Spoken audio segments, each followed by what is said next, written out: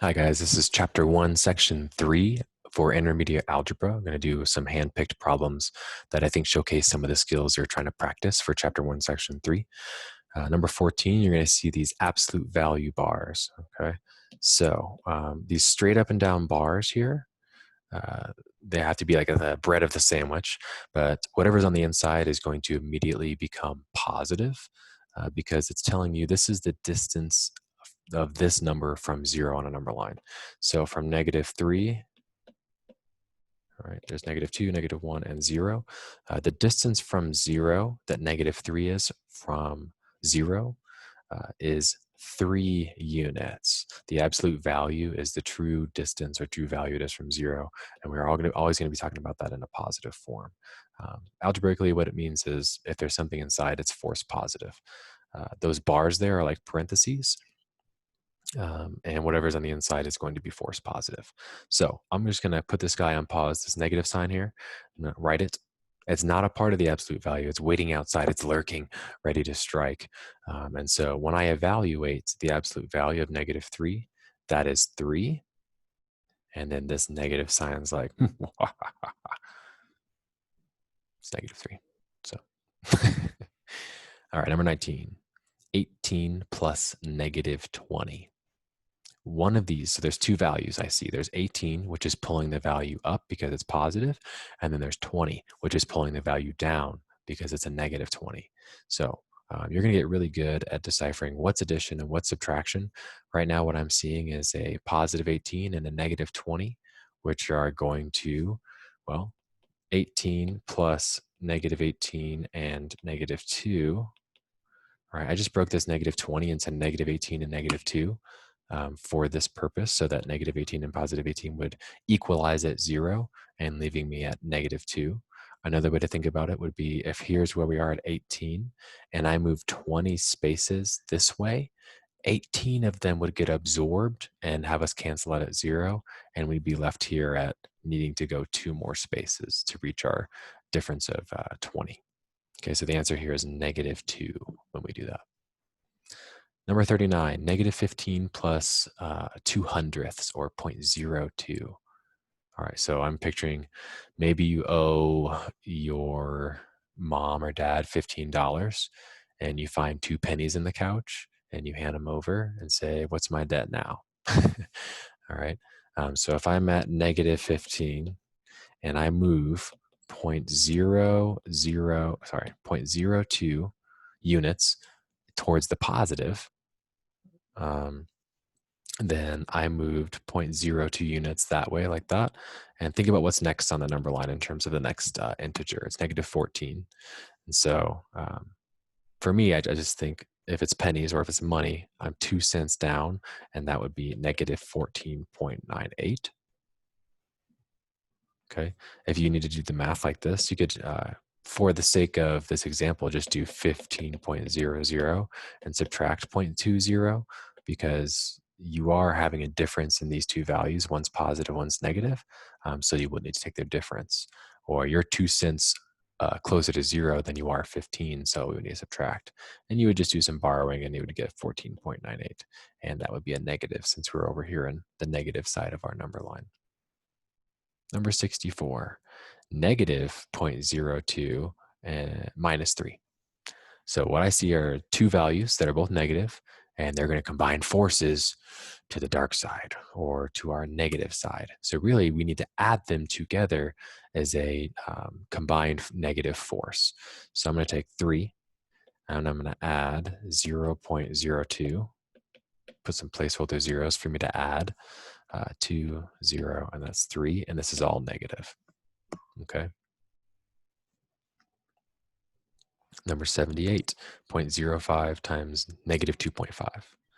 I like to set aside the negative symbol and deal with it after, so I'll see you in a minute.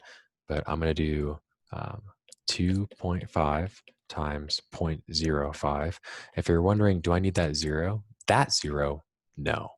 Any decimal zeros? Absolutely yes. Okay, but let's get started. 5 times 5 is 25. 2 times 5 is 10, plus that 2 makes 12. A placeholder 0. 5 times 0 is 0. 2 times 0 is 0. Let's add them together. 5, 2, 1. And I see 1, 2, 3 decimal digits in my factors. So I need to have 1, 2, 3. I need to have a matching number in my product. So the answer here is 0.0125. Excuse me. Sorry, there should not be a 0 there. Okay, the answer here is 0.125, and it should be negative, right? Because one of our factors was negative, which leads our product to be negative. Okay, last question that I picked for today. It says, use an operation with signed numbers to solve each problem. The Jones family has a house that is worth $85,000, but they still owe $45,000 on the mortgage. They have $2,300 in credit card debt, $1,500 in other debt, $1,200 in savings, and 2 cars worth $3,500 each. What is the net worth of the Jones family? Something I love about highlighters. Red, we're going to use for debt or negative values on their worth, and green we'll use for credit or positive values of their worth. So I'm not going to do the house yet. Actually, I will, because they follow up with their debt on it. So $85,000 in net worth. Yep. They could sell their house and they would get $85,000 with the exception of their mortgage. Okay. So I'm going to highlight what they still owe. This is the money they still have to pay. They owe that to somewhere. Okay. They also have $2,300 in credit card debt. That money needs to be paid. All right. And $1,500 in other debt. So there's more money that needs to be paid. But they do have $1,200 in savings and $3,500 times 2. So each car is worth that. So you kind of think about, if you had some reason where you needed to sell everything and get all your cash, this is a process you could follow to figure out what your worth is. Count up all the good stuff, all the stuff that you have money coming from, and then you have to also account for the things that you're, losing money or that you owe money. So what I'm going to do in green, I'm going to add up all the stuff that I have money coming from. So 85,000, I have 1,200, and then I have 3,500 happening twice. Now let's add up all the debt. 45,000, 2,300, and 1,500. All right, let's add the debt first. 0, 0, 0, 0, 0, 0, 0, 3, 5 makes 8. 5, 2, and 1 also makes 8. And then we have this 4. So we have a combined $48,800 in money that is owed somewhere for a car, for a house or credit card stuff. Let's add up all of our credit or our worth here. I see 4 zeros. I see 4 zeros. I see a 5, a 5, and a 2, which makes 12. I see a 5, 2 3s, which is 6. So 5 and 6 is 11, 12, 13. And then that's 9. Okay, so we have $93,200 of value or worth. So let's set up a difference or subtraction. So if we sold everything, if we sold all the houses, the cars, everything, and then we used money to pay off our debt, we would have a net worth. Net worth is all that you have minus all that you owe, so to see where you stand. Okay. So what I can say right off the bat is we are going to be in a positive net worth because we have more money than we owe. It's good. 0, 0. I cannot take 8 from 2, so I must borrow. 12 minus 8 is 4. Cannot take 8 from 2, so I must borrow. And 12 minus 8 is 4. 8 minus 4 is 4. The Jones family currently has a net worth of $44,400. Okay. It says use an operation with signed numbers to solve each problem. I don't know if I actually met that direction. So I'm going to write an expression that involves all of this. So we could have written this: $85,000 for the house plus a negative $45,000 of mortgage payment that we still owe on the house. All right.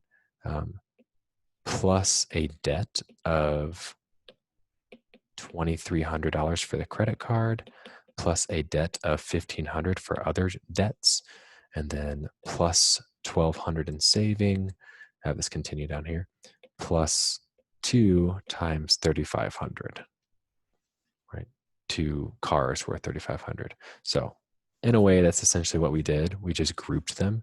We grouped all of the positive things together and we added them. And that's such a great strategy for dealing with positive and negative numbers.